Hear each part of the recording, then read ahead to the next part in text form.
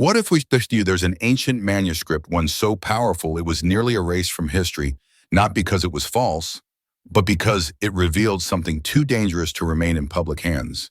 This isn't conspiracy, it's legacy. And it holds the key to something you were never supposed to understand: your ability to shape energy itself. Buried under layers of time, secrecy, and fear, there exists an ancient text veiled in myth, wrapped in mystery. A manuscript whispered about in esoteric circles, feared by those in power, sought after by truth seekers. Why? Because it told the truth. A truth that cracked open the gate between ordinary existence and extraordinary influence. A truth that revealed you were never meant to live as a passive observer. This document, shrouded in allegory and encoded symbols, laid out step by step how to activate a force that resides not just in the stars, not just in sacred temples or secret rituals, but inside you.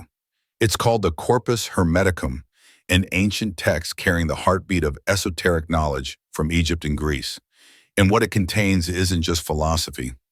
It's a practical manual, a blueprint, a code book for working with raw living energy. The rulers, priests, and elites of ancient civilizations didn't fear this text because it was wrong.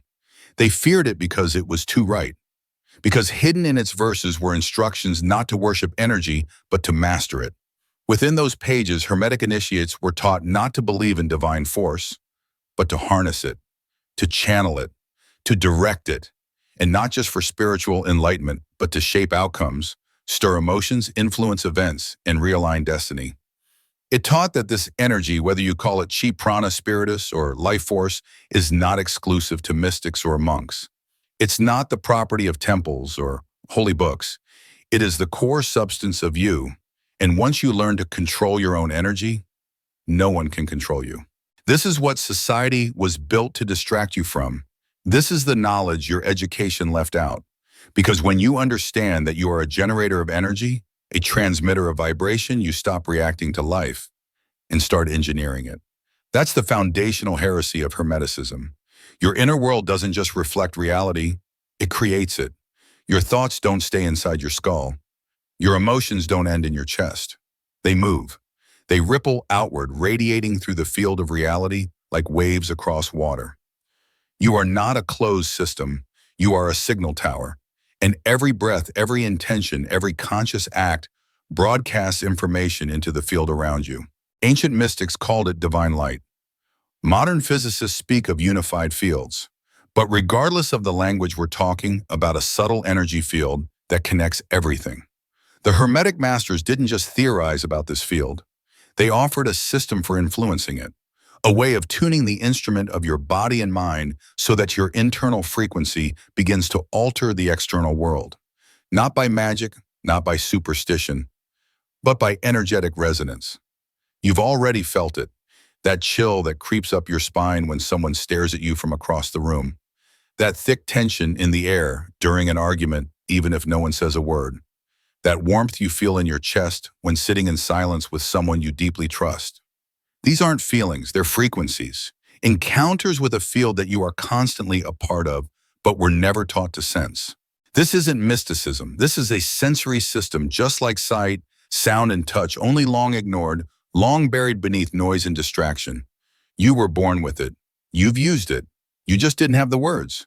But the moment you start recognizing these subtle signals, the world around you begins to shift. What once felt like coincidence becomes correspondence.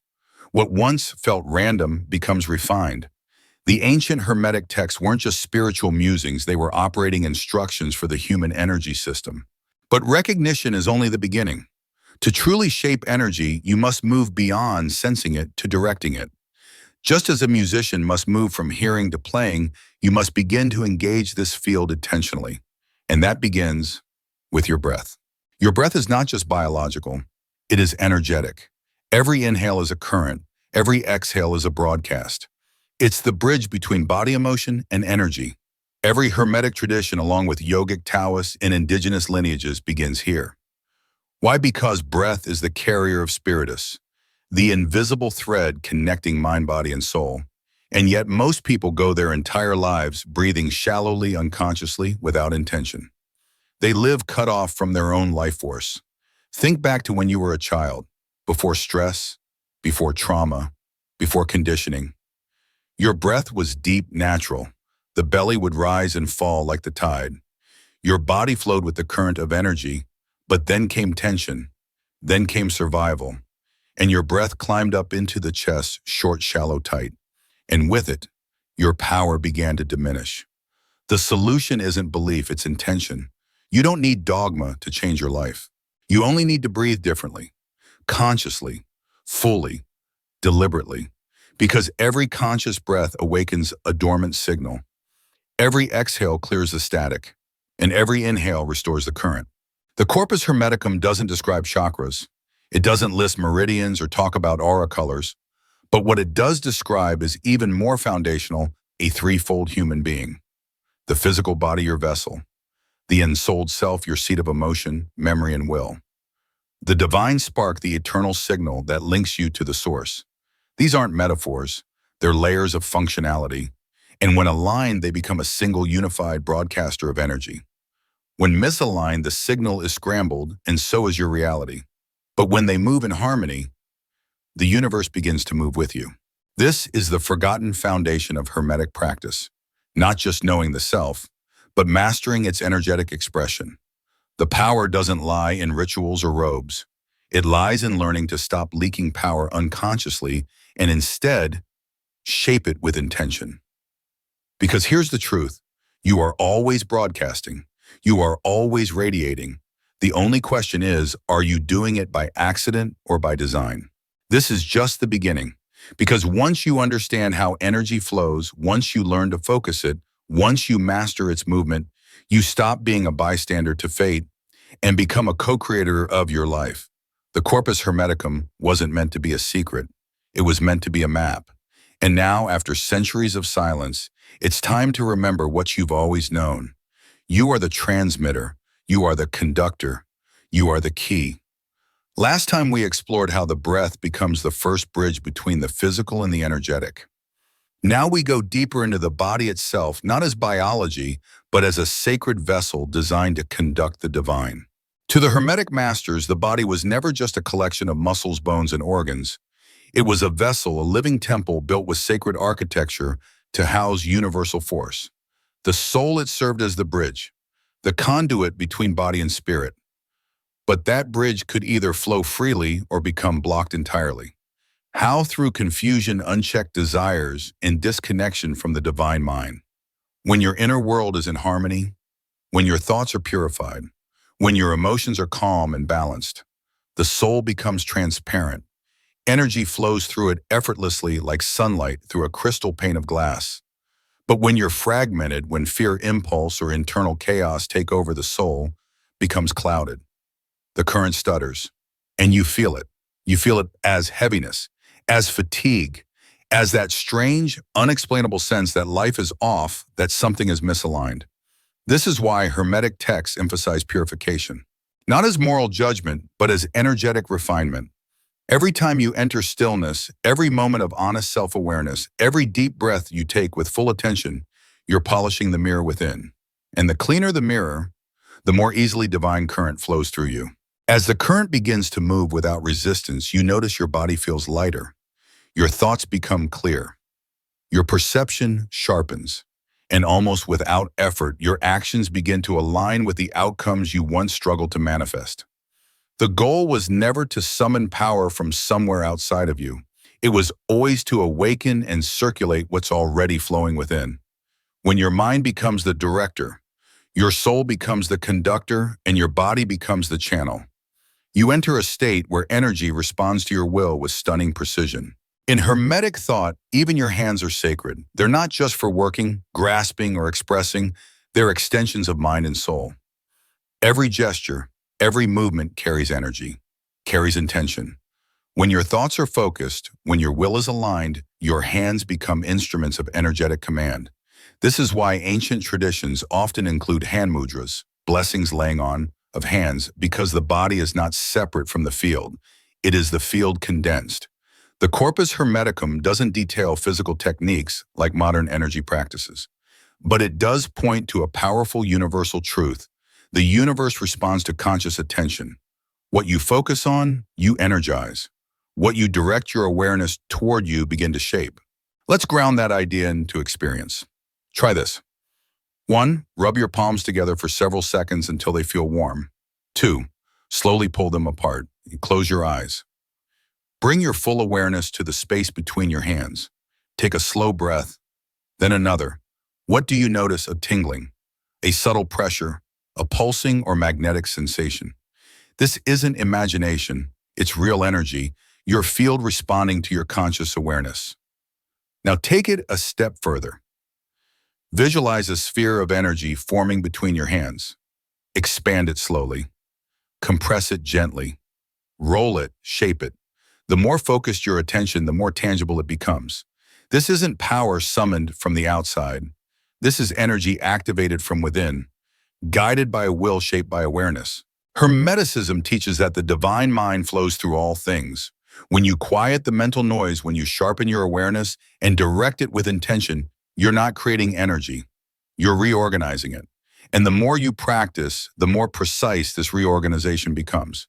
Eventually, it becomes a form of command, subtle, silent, and deeply powerful.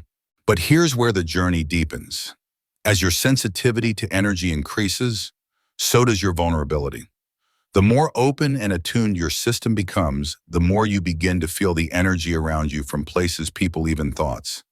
Dense energy, chaotic fields, emotional debris. They stick to you. Ever walk away from a conversation feeling heavy even if no harsh word was spoken? Ever scroll through negativity and feel your mind fog over? That's not moodiness, that's energetic static clinging to your field. Hermeticists and many traditions like them knew this well. They practiced regular energetic hygiene because without it, your field becomes cluttered, distorted, confused. You start carrying burdens that aren't yours. You mistake outer noise for inner truth. And your ability to shape energy becomes clouded. So what's the solution? Start with breath. Inhale deeply through the nose. Exhale slowly through the mouth. As you breathe, visualize stagnant energy leaving you like smoke. Do this slowly, deliberately, with awareness. Then add simple hand movements. Sweep your hands over your body without touching the skin, as if brushing off invisible dust residue that doesn't belong to you. For deeper cleansing, water becomes your ally. A warm bath infused with coarse salt, rosemary, or lavender doesn't just relax the body, it draws out energetic debris. As you soak, visualize the heaviness dissolving from your system, drifting into the water, and being pulled down the drain. Combine it with intention and your bath becomes more than self-care. It becomes energetic alchemy. Cleansing is only half the ritual. The other half is shielding.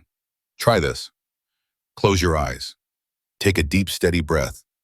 Visualize a radiant sphere of light expanding from your heart outward. Let it surround you, strong, luminous, impenetrable.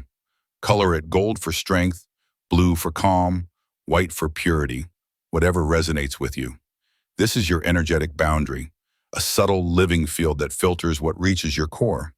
With practice, this shield becomes like a second skin, silent, invisible, but powerful.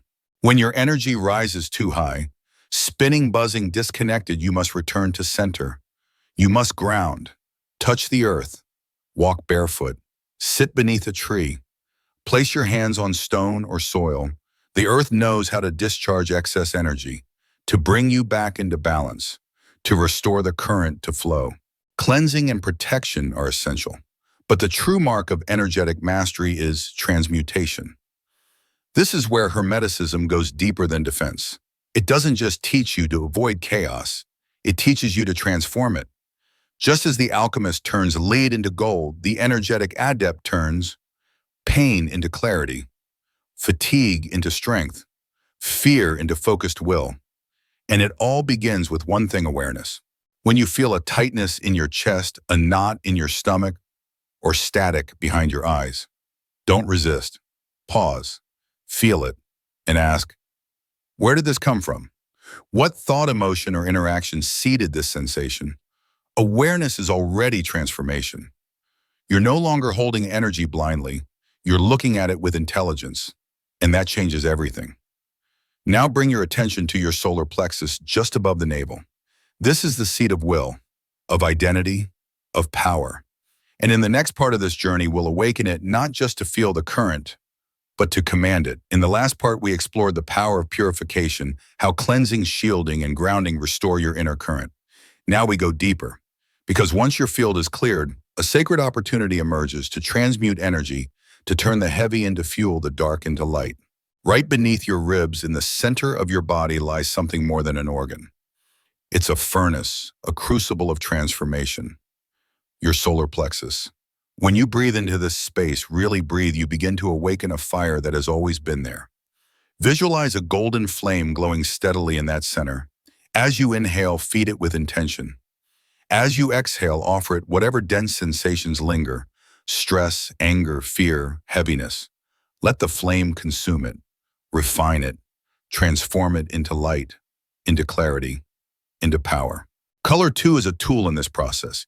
Each shade isn't just visual, it carries frequency. It speaks to energy. Violet, for instance, has long been revered in mystical traditions. It transmutes, it purifies. Visualize violet light surrounding your body. See it washing over you, cleansing your field and reorganizing your frequency.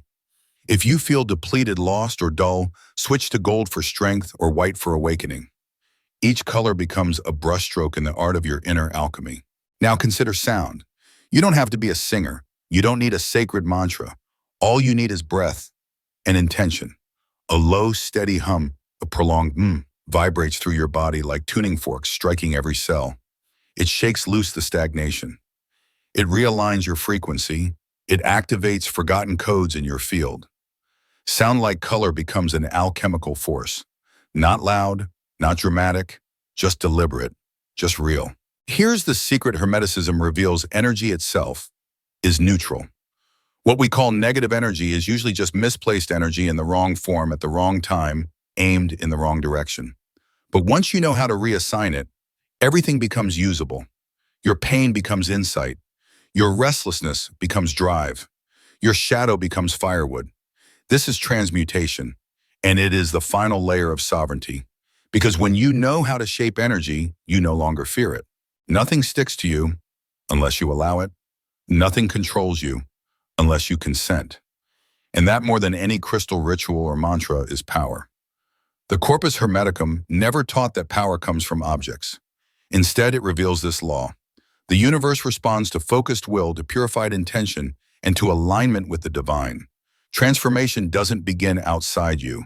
It begins within. The outer world follows after.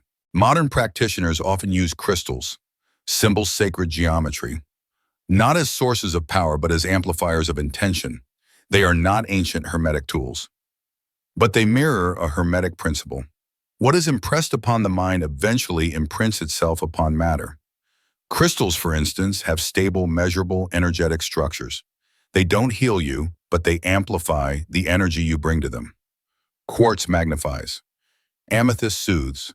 Obsidian protects. The tool reflects your focus. If your intent is scattered, the tool is inert. If your will is clear, the tool becomes a mirror. Symbols work on a level deeper than language. Ancient Hermetic wisdom understood this well. The soul responds not only to logic, but to form. Sacred geometry. Modern sigils, even mandalas, while not named in the Corpus Hermeticum, still serve Hermetic function. They compress intention into shape. They carry vibration in visual form. When you meditate on a symbol, when you carry a charged object, or construct a ritual using geometry, you're not escaping the inner work. You're reinforcing it. The tool becomes a bridge between your inner energy and the outer world. Hermeticism is clear. You are the source, the tools, their extensions. They don't hold power unless you do. Used correctly, they help make the invisible more tangible, but the current they channel has always been yours. Energy is not meant to remain static. Just as still water becomes stagnant, so too does your inner current. Although the Corpus Hermeticum doesn't offer specific physical techniques, it frequently describes the body as a vessel for divine motion. Stillness of the mind and clarity of the soul open the path, but the body too plays a vital role. Across ancient cultures, systems like Tai Chi Yoga and Taoist microcosmic orbit emerge practices that circulate energy through conscious motion. While their origins are not Hermetic, their logic echoes Hermetic truth. The body is a channel. Movement enhances flow. Awareness brings alignment. Try this one. Sit upright, feet grounded. 2. Inhale deeply. 3. Visualize energy rising up your spine from the root to the crown. 4. Exhale. 5. Guide that current down the front of your body, completing the loop.